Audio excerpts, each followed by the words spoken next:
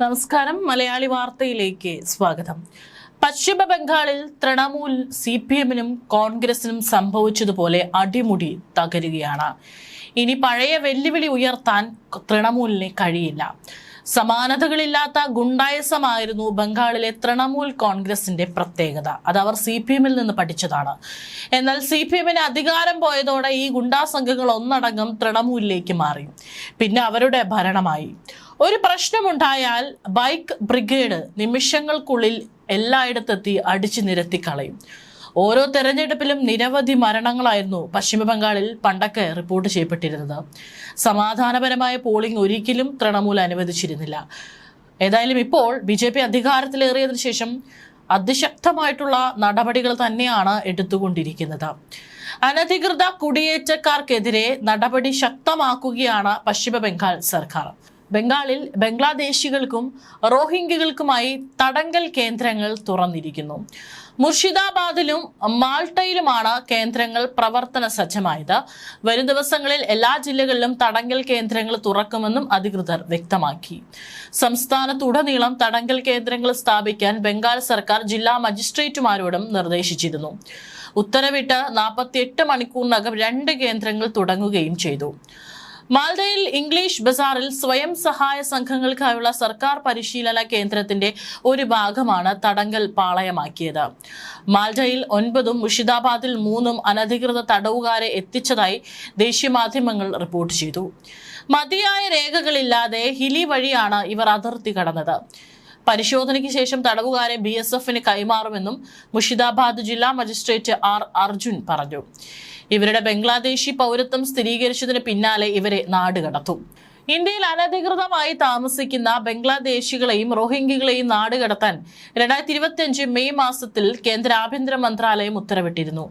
എന്നാൽ നടപടികൾ മമതാ സർക്കാർ വൈകിപ്പിക്കുകയായിരുന്നു. BJP സർക്കാർ അധികാരത്തിലെത്തിയതോടെ എല്ലാം വേഗത്തിലാക്കുകയായിരുന്നു. പശ്ചിമ ബംഗാളിൽ BJP സർക്കാർ അധികാരമേറ്റതിനെ തുടർന്ന് അനധികൃത നുഴഞ്ഞുകയറ്റത്തിനെതിരെ കൃത്യമായ നടപടികൾ ആരംഭിച്ചിട്ടുണ്ട്.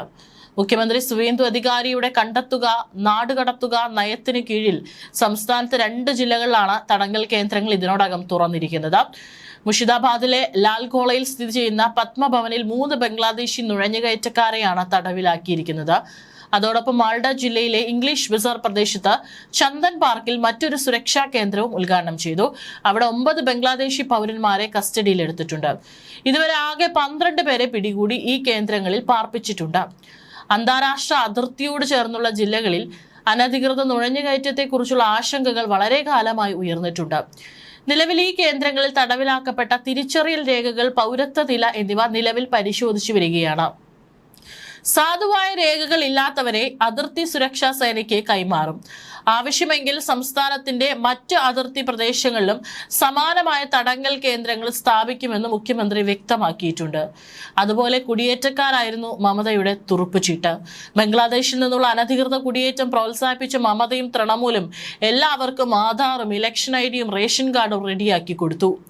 സുപ്രീം കോടതി വിമർശിച്ചിട്ട് പോലും ബംഗ്ലാദേശ് അതിർത്തിയിൽ വേലി കെട്ടാനുള്ള ഭൂമി എടുത്തു കൊടുത്തില്ല. പക്ഷേ ഇതിലും ധീരമായ നടപടിയാണ് സുവേന്ദു സർക്കാർ കൈക്കൊണ്ടത്. ദേശീയ സുരക്ഷ ഉറപ്പാക്കുന്നതിനും അനധികൃത കുടിയേറ്റം തടയുന്നതിനുമായി പശ്ചിമ ബംഗാൾ സർക്കാർ നിരവധി കർശന നടപടികൾ സ്വീകരിച്ചിട്ടുണ്ട്. ഡിറ്റക്ട്, ഡിലീറ്റ്, ഡിപ്പാർട്ട് എന്ന 3D ആണ് സുവേന്ദുവിന്റെ നയം. CA പ്രകാരം പൗരത്വത്തിന് അർഹതയില്ലാത്ത അനധികൃത കുടിയേറ്റക്കാരെ കണ്ടെത്തി അവരെ അറസ്റ്റ് ചെയ്യാനും BSFന് കൈമാറി നാട് കടത്താനും ലക്ഷ്യമിട്ടുള്ള പുതിയ നയം സുവേന്ദു പ്രഖ്യാപിച്ചു. തടങ്കിലാക്കുന്ന അനധികൃത വിദേശികളെ താമസിപ്പിക്കുന്നതിനായി സംസ്ഥാനത്തെ വിവിധ ജില്ലകളിലും പ്രത്യേകം ഹോൾഡിംഗ് സെന്ററുകൾ സ്ഥാപിക്കാൻ നിർദ്ദേശം നൽകിയിട്ടുണ്ട്. ബംഗ്ലാദേശ് അതിർത്തിയിലൂടെയുള്ള അനധികൃത കടന്നുകയറ്റവും കള്ളക്കടത്തും പൂർണ്ണമായും തടയുന്നതിനായി 5 അതിർത്തി ജില്ലകളിലായി 27 കിലോമീറ്റർ ഭാഗത്താണ് വേലി നിർമ്മിക്കാൻ ഭൂമി കൈമാറാൻ മന്ത്രിസഭ അംഗീകാരം നൽകിയത്. മന്ത്രിസഭകൾക്ക് ധനസഹായം നൽകിയതടക്കമുള്ള മതം വെച്ചുള്ള കളിയായിരുന്നു മമതയുടെ മറ്റൊരു ടെക്നിക്ക്. എന്നാൽ BJP സർക്കാർ ഇതും തീർത്തു.